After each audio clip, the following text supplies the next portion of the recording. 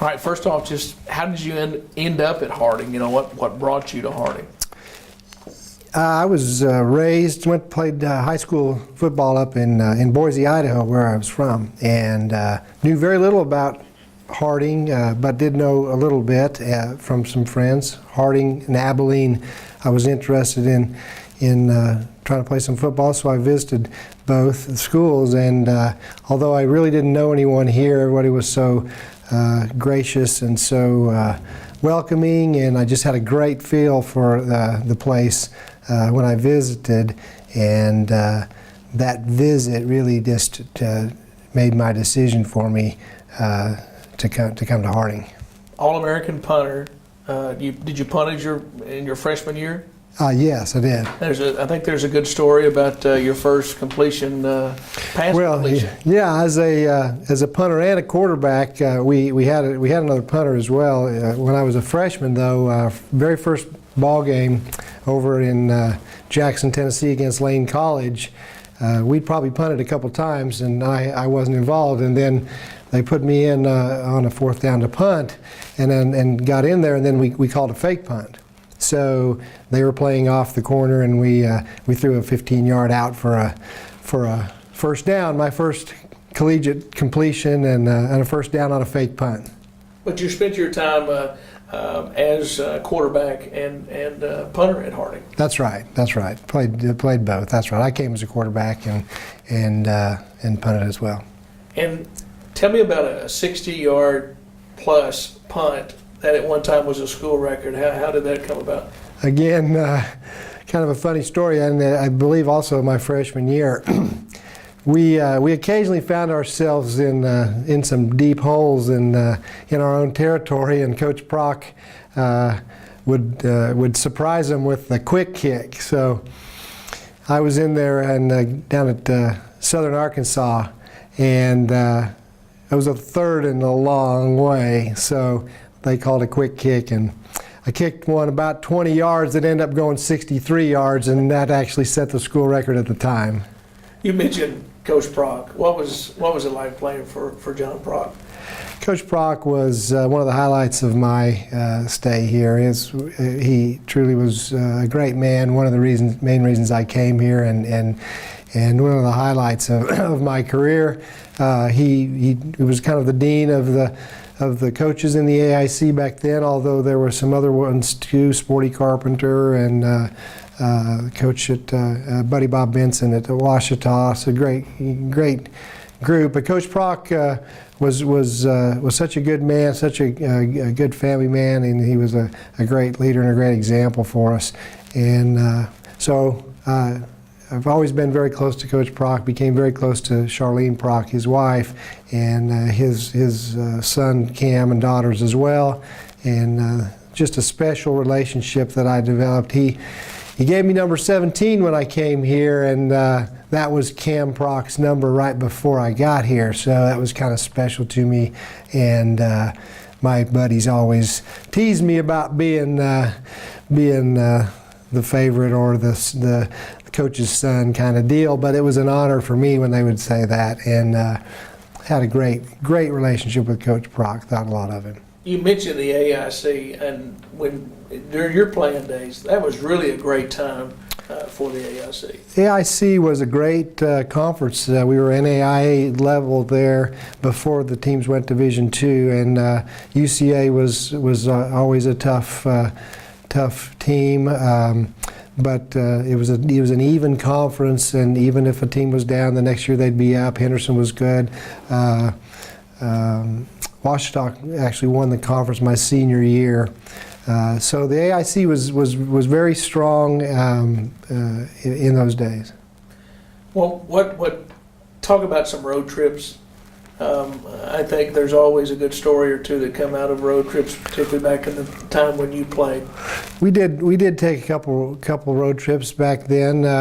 We'd play at Southwest Missouri, or Missouri State now, up in Springfield, and we kind of had my first initiation to relatively big stadium kind of football, and the fraternity and sorority guys were all over us, and that was kind of entertaining with some of the signs and some of the stuff they carried on about. But a good atmosphere and a fun time. We always played them tough.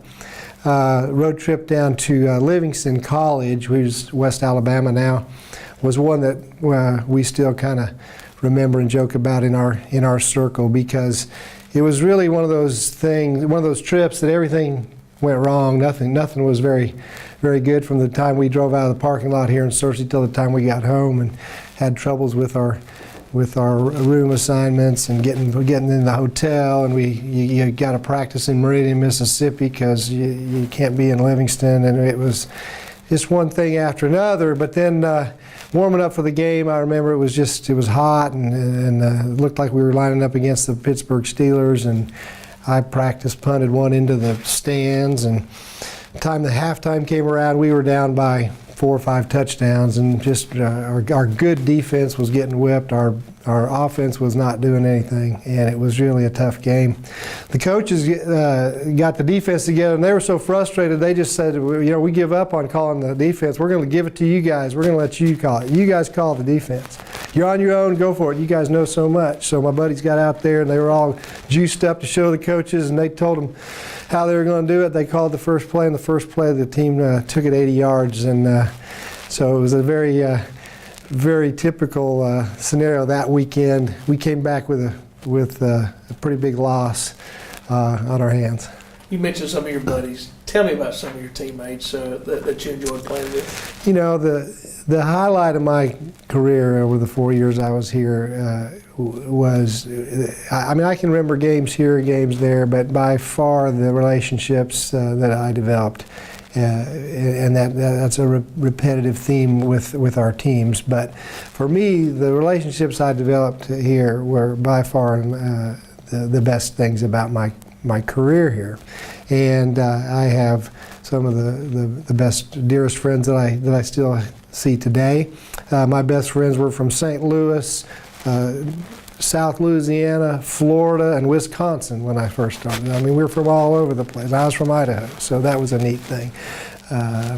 But Steve Jones, who's up in St. Louis, we hunt and fish together several times a year. Randy Buttram, who's in Panama City, Florida. Scott Ledoux, who's in Houston, Texas. Those are some guys that I still keep in touch with regularly, and just fantastic guys. And they were pretty good football players too. You mentioned relationships, and one of the first people that you met turned out to be a very important person in your life. Team doctor, Dr. Jim City, also a Hall of Famer.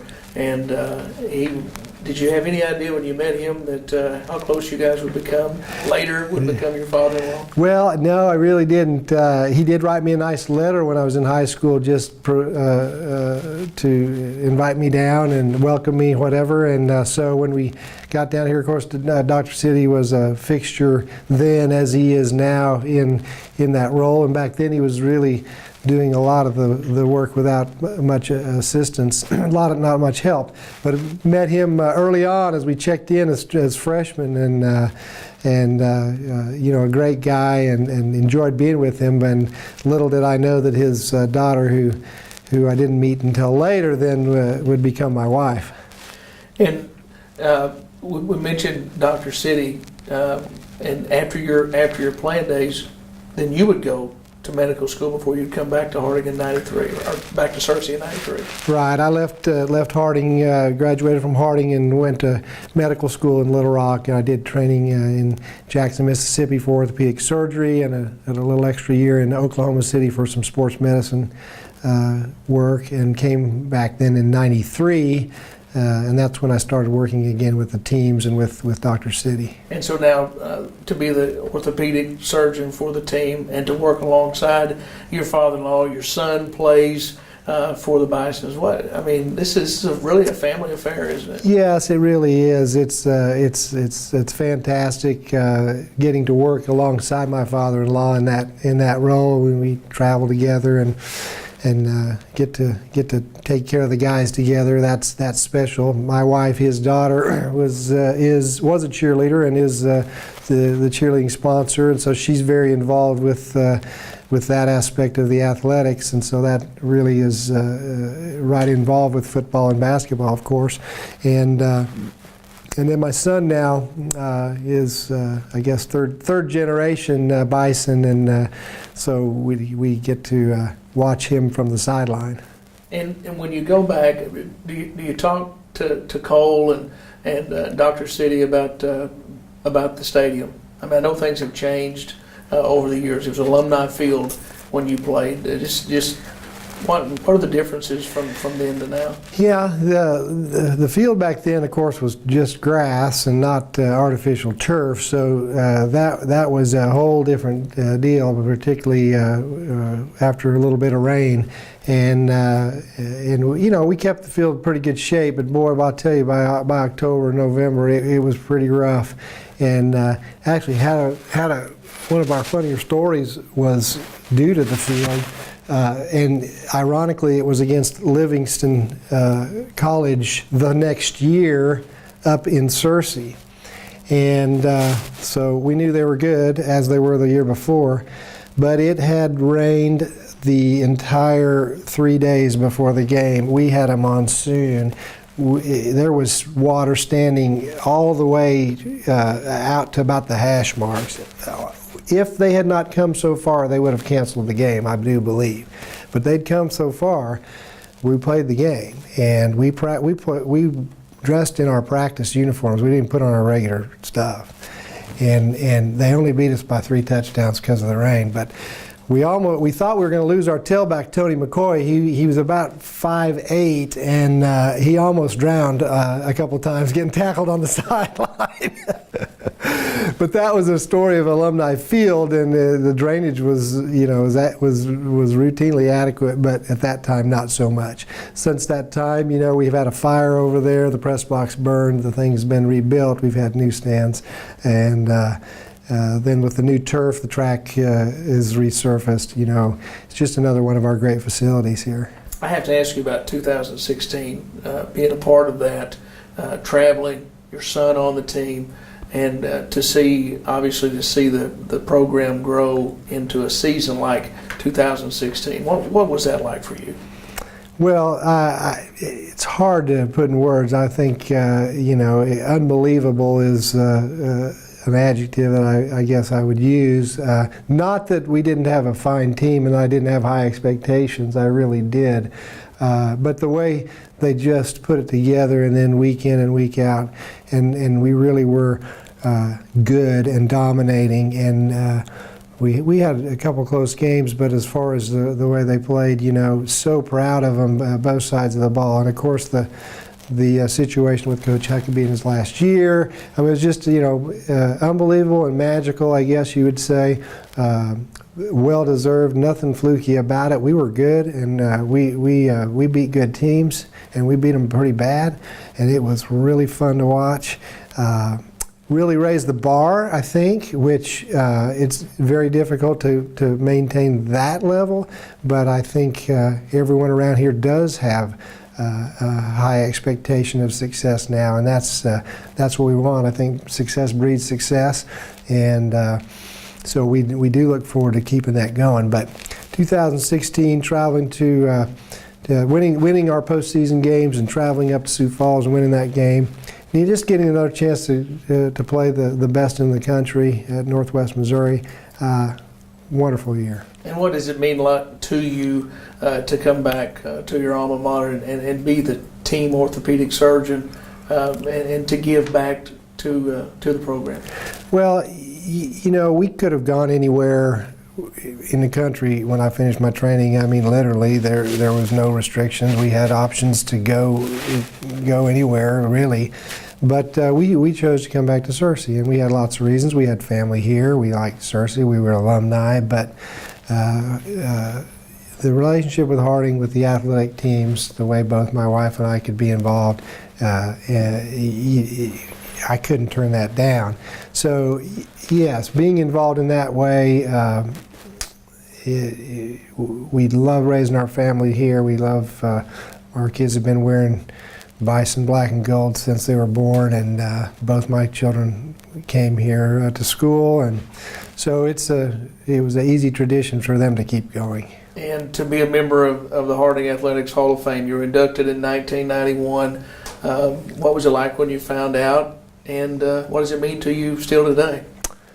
You know, it's been a few years now, and I did give a little speech or a little talk, and I remember very little about what I said that night, but I did have a few awards along the way in my career, and a award I got for a academic athletic award up in Kansas City one time. So, you know, I was blessed in that way, but I said at the time, and I meant it with all my heart, nothing award-wise meant anything close to what that Hall of Fame at Harding meant to me. And to be thought of that way and to be honored that way means a lot to me. And you know, my picture on the wall with those other great athletes, I'm very humbled because I'm not in a lot of their class by any means, but very, very greatly honored to be in the Harding Hall of Fame.